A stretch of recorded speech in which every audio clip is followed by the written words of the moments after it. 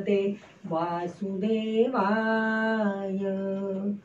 ओम नमो भगवते वासुदेवाय। ओम नमो भगवते वासुदेवाय। सज्जन हो, आपली भागवत कथा सुरू आहे आणि आज अक्षय तृतीया आहे। या अक्षय तृतीयेच्या निमित्ताने आपण ही भागवत कथा ऐकली तर आपल्याला अक्षय असं पुण्य प्राप्त होईल आणि भगवंत आपल्यावर कृपा करतील। आपण भागवत कथा करता करता शुक मुनी परीक्षिताला भागवत कथा सांगतायत आणि स्वयंभू मनूचा सगळा वंश आपण बघितला। स्वयंभू मनू हा पहिला मनू आहे। आता थोडंसं आपण मनूंचा इतिहास किंवा मनूंचा मागोवा घेऊया। स्वयंभू मनू हा पहिला, त्यानंतर स्वारोचेश नावाचा दुसरा मनू झाला। तो अग्निपुत्र होता। द्युमान, सुषेण, रोचिष्मान इत्यादी त्याचे पुत्र होते। त्या मन्वंतरात वेदशिरा नावाच्या ऋषींची पत्नी तुषिता होती। भगवंतांनी तिच्यापासून अवतार घेऊन ते विभू नावाने प्रसिद्ध झाले। त्यानंतर आपल्याला उत्तानपाद आणि प्रियव्रत माहिती आहेत, स्वयंभू मनूचे पुत्र। त्यातला प्रियव्रताचा पुत्र उत्तम हा तिसरा मनू होता। त्यांच्या पुत्राची नावे पवन, सृंजय, यज्ञहोत्र इत्यादी। त्या मन्वंतरात वसिष्ठांचे प्रमद इत्यादी 7 पुत्र सप्तर्षी होते। चौथ्या मनूचे नाव तामस असे होते। हा या उत्तमाचा भाऊ होता। या तामसाला पृथु, ख्याती, नर, केतु इत्यादी 10 पुत्र होते। ह्या मन्वंतरात हरिमेधा ऋषींच्या हरिणी नावाच्या पत्नीपासून भगवंतांनी हरी नावानी अवतार घेतला। ह्याच अवतारात भगवंतांनी गजेंद्राला मोक्ष मिळवून दिला। सज्जन हो, भागवत कथा शुक मुनी परीक्षिताला सांगतायत त्यावेळेला ते परीक्षिताला म्हणतात, हे परीक्षिता, क्षीरसागराने वेढलेला त्रिकुट नावाचा एक प्रसिद्ध श्रेष्ठ पर्वत होता। त्याची लांबी रुंदी चारी बाजूने तेवढीच होती। त्याच्या चांदी, लोखंड, सोन्याच्या तिन्ही शिखरांच्या तेजाने समुद्र, दिशा, आकाश झगमगत असत। त्याची लांबी रुंदी 10,000 योजने एवढी ती होती। संपूर्ण पर्वतामध्ये वेगवेगळ्या जातीचे वृक्ष, वेली, झुडपे होती। अनेक झरे होते। सर्व बाजूनी समुद्राच्या लाटा येऊन या पर्वताचे पदप्रक्षालन करत असत। अनेक जंगली जनावरे, पशु यांनी तो पर्वत भरलेला होता। अनेक नद्या, सरोवर ह्या सुद्धा त्रिकुट पर्वतावर उपलब्ध होत्या। त्रिकुटाच्या दरीमध्ये महात्मा भगवान वरुणांचे एक उद्यान होते। त्याचे नाव ऋतुमान असे होते। देवांगना तिथे येऊन क्रीडा करत असत। हे सगळा त्रिकुट पर्वत निरनिराळ्या फळाफुलांनी बहरलेला असे। निरनिराळे दिव्य वृक्ष तिथे होते। भागवतात याचं अतिशय सुंदर वर्णन केलेलं होतं। कोणकोणते वृक्ष होते ते जरा आपण बघूया। या उद्यानात मंदार, पारिजात, गुलाब, अशोक, चाफा असे फुलांचे वृक्ष तर होतेच, पण आम्र वृक्ष, फणस, आंबाडा, सुपारी, नारळ, खजूर, त्यानंतर महाळुंग, मोह, सागवान, ताड, तमाल, अर्जुन, रिठा, औदुंबर, पिंपरी, वड, पळस, चंदन, लिंब, कांचन, साल, देवदार, आवळा, द्राक्ष, ऊस, केळी, जांभूळ, बोर अशी फळे पण तिथे ते वृक्ष होते। बेल, कवट, इडलिंबू, बिब्बा असे अनेक वृक्ष तिथे होते। त्यानंतर मोठेच्या मोठे सरोवर होते। त्यात सोनेरी कमळ उमललेली होती। तिथे हंस, कारंडव, चक्रवाक, सारस पक्ष्यांचे थवे कायम त्या सरोवरात असायचे. पाणकोंबड्या, चातक पक्षी, मासे, कासव यांच्या हालचाली, पाण्यातल्या हालचालीमुळे तिथली कमळ पुष्प डोलत असत. कदंब, वेल, बोरू, कदंब वेल इत्यादी वृक्षांनी ते सरोवर वेढलेलं होतं. कुंद, कोरांटी, अशोक, शिरीष, कुडा, हिंगणबेट, शेवंती, सोनजुई, नागचाफा, पुन्नाग, जाई, मोगरा इत्यादी पुष्पवृक्ष तसेच तटावरील प्रत्येक ऋतूमध्ये हिरव्यागार राहणाऱ्या म्हणजेच सदाहरित वृक्षांनी ते सरोवर अतिशय शोभून दिसत असे. सज्जनो, किती वृक्ष, केवढं वर्णन भागवतकारांनी त्याच्यात केलेलं आहे. ह्यासाठी तरी आपण व्यासमुनींना पुन्हा पुन्हा नमस्कार केला पाहिजे. तर अशा ह्या सरोवरावरती एकदा त्या वनातून, वनराईतून, गर्द अशा वनराईतून एक गजेंद्र अनेक हत्तीणींसह बांबू, वेत, मोठी मोठी झुडपे, झाडे यांना तुडवत फिरत होता. आणि तुम्हाला कल्पना आहेच की हत्ती हे कळपाणी राहतात आणि त्यांचा एक म्होरक्या असतो, एक लीडर असतो, एक नेता असतो, तो प्रमुख असतो आणि त्याच्या मागे सगळाच्या सगळा कळप चालत असतो. त्याच्यामध्ये लहान मोठे हत्ती, हत्तीणी, पिल्ल सगळ्यांचा समावेश असतो. असा हा गजेंद्र त्याच्या मदरसाच्या वासाने मोठे मोठे सिंह, हत्ती, वाघ, गेंडे, चित्ते, मोठे मोठे नाग, वानरे, वनगाई भिवून लांब लांब पळून गेले. आणि त्या हत्तीच्या मर्जीने, त्या गजेंद्राच्या मर्जीने लांडगे, डुकरे, रेडे, अस्वले, साळी, वानर, कुत्रे, हरणे, ससे इत्यादी लहान सहान जे प्राणी होते ते मात्र तिथे निर्भयतेने वावरत होते. हत्तीची वयात येणारी पिल्ले उन्हाने व्याकुळ होऊन त्याच्या पाठोपाठ येत होती. मोठमोठे हत्ती, हत्तीणी त्याच्या भोवती कडे करून चालत होते. त्याच्या गंडस्थळातून स्त्रवणाऱ्या मदाचे पान करण्यासाठी भ्रमर त्या गजेंद्राच्या भोवती फिरत होते, गिरट्या घालत होते.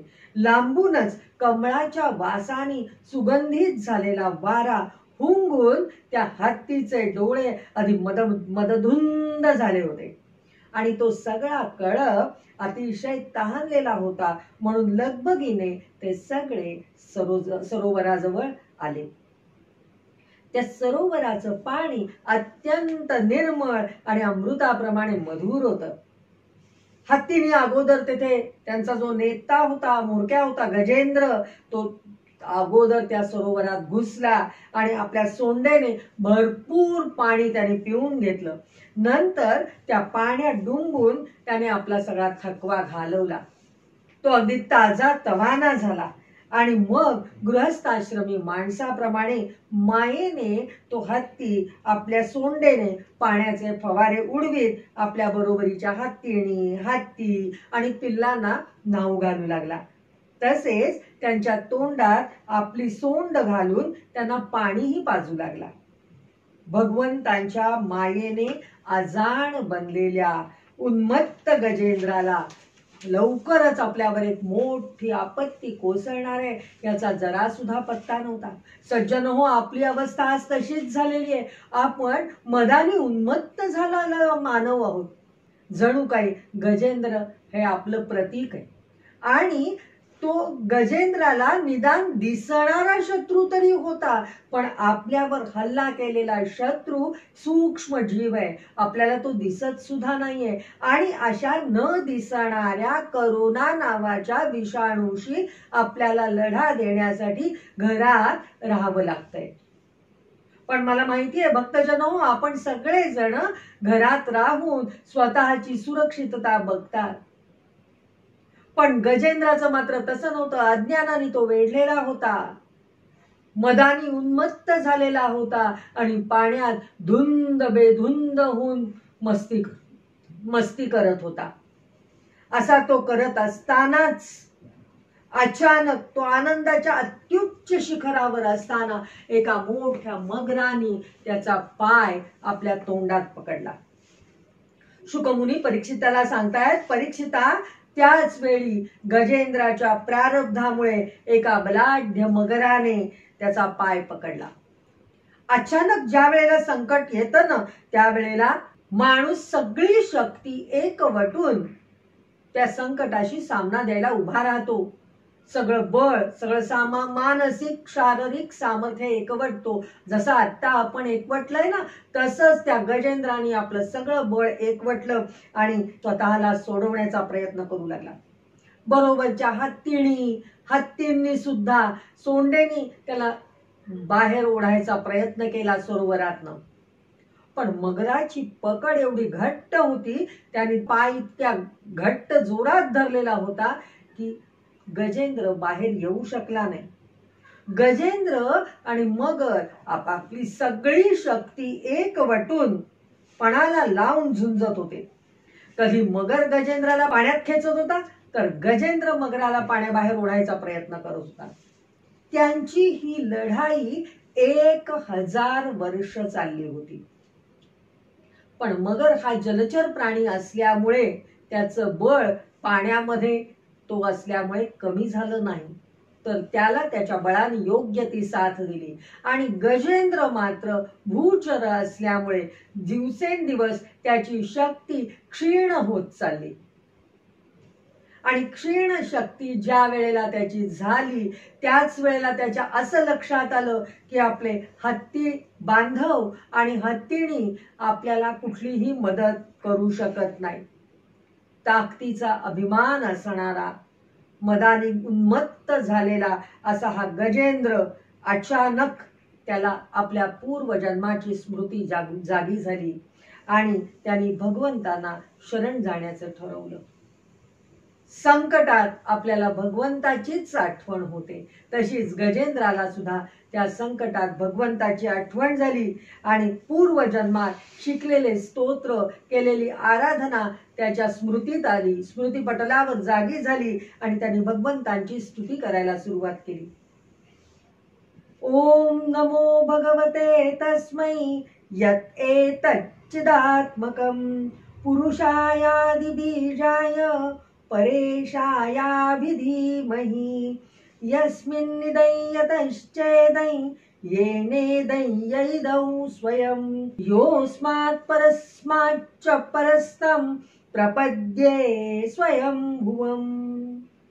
थोडक्यात हे विश्व ज्यांच्यामध्ये आहे, ज्यांच्या सत्तेने प्रतीत होते, ज्यांनी हे विश्व व्यापले आहे आणि जे स्वतः याच्या रूपाने प्रकट झाले आहेत आणि जे हे विश्व आणि त्याचे कारण प्रकृती याच्याही पलीकडे आहेत, त्या स्वयंभू भगवंतांना मी शरण आलो आहे.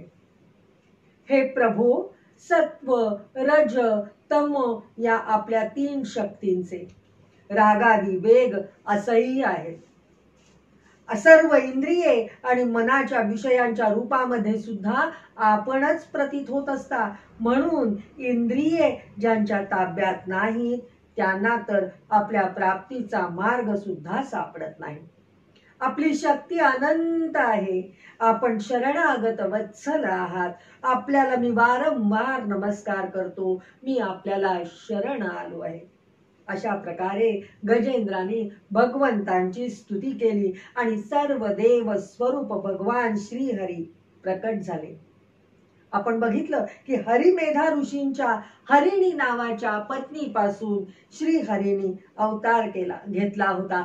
तेच हे श्रीहरी भगवान विष्णू चक्रधारी भगवान वेदमय गरुडावर आरूढ होऊन अत्यंत वेगाने जेथे गजेंद्र होता तेथे आले. भगवंतांची स्तुती करत इतर देव सुद्धा तिथे आले.